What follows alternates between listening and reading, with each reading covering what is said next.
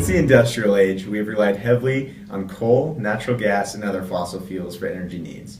Today, these resources are used for 80% of global energy consumption. These fuel sources are also a leading cause to global climate change.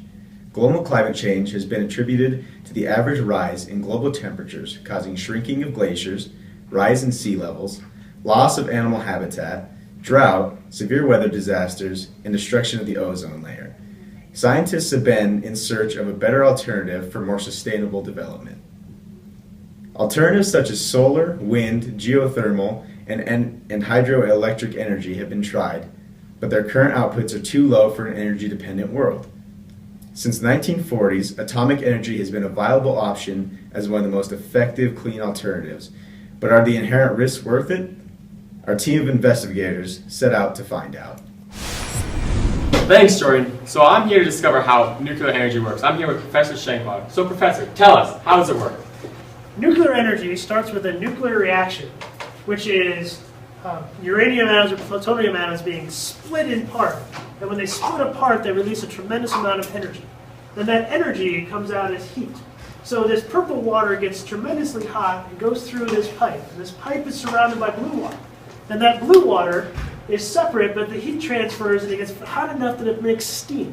And the steam goes through this pipe, it comes over here, and the steam is moving so fast that it pushes the turbines around in a circle. And that's the secret to generating electricity. Anytime you can spin a turbine, you can create electricity. So that's where the electricity comes from. It goes out to the larger electric grid and houses and stuff.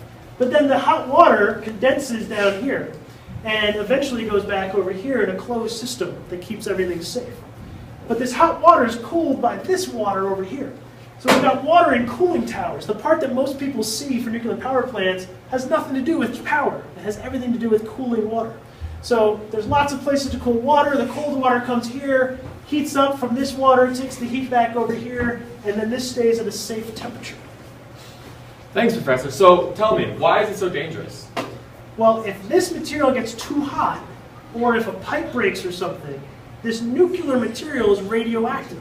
And it sends out so much energy and so much radiation that it can cause cancer, it can cause people to get sick, or it could even kill people right away. So that's the real danger of nuclear energy. It's very safe as long as all the safety systems stay in place. All right, thank you, Professor. You're welcome. Back to you, Jordan. Thanks, Anthony. Now on to our senior environmental correspondent, Grady Egan. Thanks, Jordan. I'm reporting live from the outskirts of a nuclear waste facility. Today I had the opportunity to speak with experts on how nuclear waste is disposed.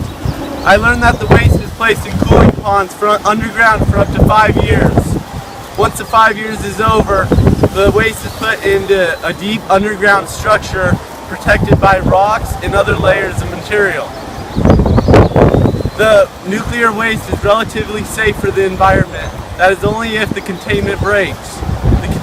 If the containment breaks due to natural disasters such as hurricanes or tornadoes, the waste can be very, very deadly to the environment. Nuclear power plants produce very little impact for the environment compared to that of coal. An average coal plant produces 125,000 tons of sludge and ash per year. This sludge and ash contains deadly toxins like mercury and cadmium, which contaminate drinking water. Contaminated drinking water can harm the environment and humans. Solar, wind, and hydropower are very clean form of alternative energy in that they do not give off many greenhouse gases. However, they do not produce a large amount of energy compared to that of nuclear or coal. Problems with wind power is that they can alter bird migrations because of the very tall, large windmills that are needed to make it. Hydropower stops the flow of water in the natural flow of a river. This can stop the flow of nutrients vital to the soil in the river from flowing downstream, which can harm the fish environment. Back to you, Jordan. Thanks, Grady. And when we come back, we will sit down with the senior political environmentalist, Emily Kaiser.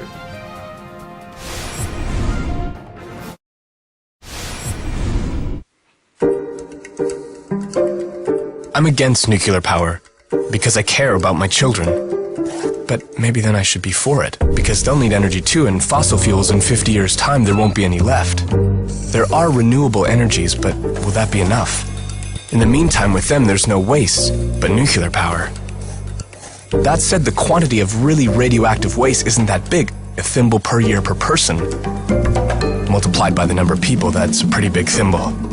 There are solutions, although storing them. But at least then we know where they are, because the CO2 produced by oil and coal, hello greenhouse effect. On the other hand, there's the risk with the power plants, although in matters of safety there's no place more safe. In the end, nuclear energy is a source of problems, and at the same time it's a source of solutions. And you? Are you for or against nuclear energy? Or don't you use electricity?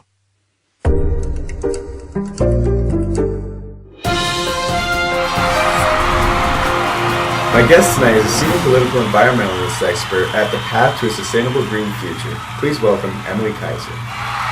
Thank you, Dylan. Welcome, Emily. Thanks for coming on the show tonight. So, tell us, do you believe that nuclear energy is the right path to a sustainable energy future? Whether nuclear energy is the right path or not, we at A Path to a Sustainable Green Future dedicate our lives to finding technologies that will help promote sustainable development throughout the world. We have looked at nuclear energy as one of our alternatives and found that it is an extremely viable option. So speaking of nations who use nuclear energy, can you tell us, Emily, what different countries are doing with their nuclear energy programs and their capabilities? So there are 435 nuclear reactors worldwide and 72 additional ones being constructed. US takes the lead with 104. Next is France with 58, then Japan with 48, the Russian Federation with 33, Korea with 23, and China and India are tied with 21. For the US nuclear program, they're currently constructing 5 reactors. The public opinion is very low for nuclear energy right now in the US, and we know this because there are many nuclear power plants that are in danger of shutting down due to their undermining economic viability. And as far as regulation goes, the Nuclear Regulatory Commission takes care of the operation and the design of the power plants in the U.S. under the Title 10 Code of Federal Regulations. As far as Japan goes, even after Fukushima, the public opinion is 66% supportive of nuclear energy, especially after finding a large stock of plutonium in Tokyo. The Japanese nuclear program is constructing 2 reactors right now, and they have recently created a nuclear recycle program. And can you explain to us why there's controversy between international relations experts on the variability of a sustainable nuclear future? Well, the controversy is mostly between realism and liberalism perspectives. So, first of all, a realist is someone who believes that nation-states should act out of self-interest.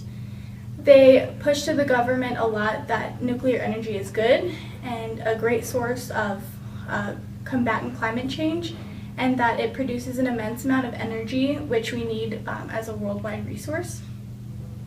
A liberalist is someone who values cooperation between states, and they do not like the use of nuclear energy because they see it as a threat between states that will cause unnecessary tension and overly destructive conflict. Liberalists also think that it's horrible for the environment and that there's better ways to get energy from coal, natural gas, wind, and solar. Well, that's all the time we have for you tonight. Thank you, Emily. Thank you very much. And that concludes our special report. Now it's up to you to decide whether or not nuclear energy is the energy of the future. Thank you, and good night.